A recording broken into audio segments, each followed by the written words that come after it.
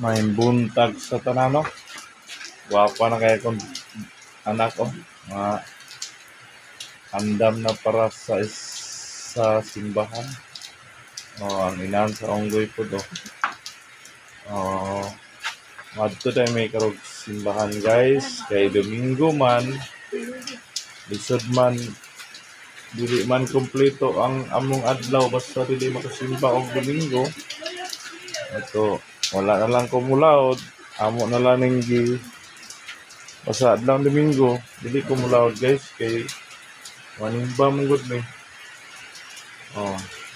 Ngayon, isang karoon no, ulan day no. Kasi ulan guys. Yan, among payong na service guys. Kuhaan ko ni guys. Amo lang yung sakyan, amo lang yung tapalan, para di nyo mabasa. Pero doon lang noon among simbahan diri guys. Mga tunga sa kilometro siguro. Na ambot kami. Ang isa ga ilis pa man. Wala na among ulaton. Yes no, busy pa kayo sa hikay silang naong. Dirira ko taman guys. Happy Sunday. Share and like. Comments. Bye-bye. Usa lang kapaon. Usa kalitan.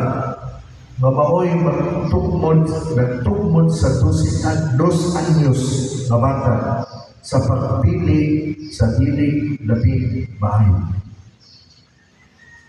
Sa samang pagkaari, mga binati o mga igsoon, diyan sa itong kinabuhi, daghan na kitang angay pilion.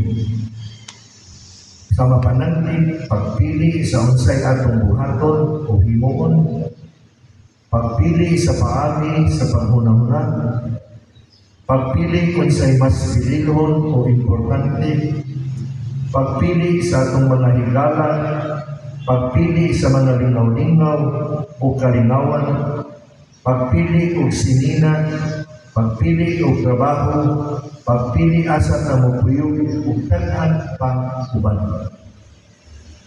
O taliwala ang inindaghan o nagkadaiyan na itong pilion. Makaatubang masabtag pagpo o sinaw kaayo na 20 pesos o dahan o bungkos na kaayo ng sa kalibo.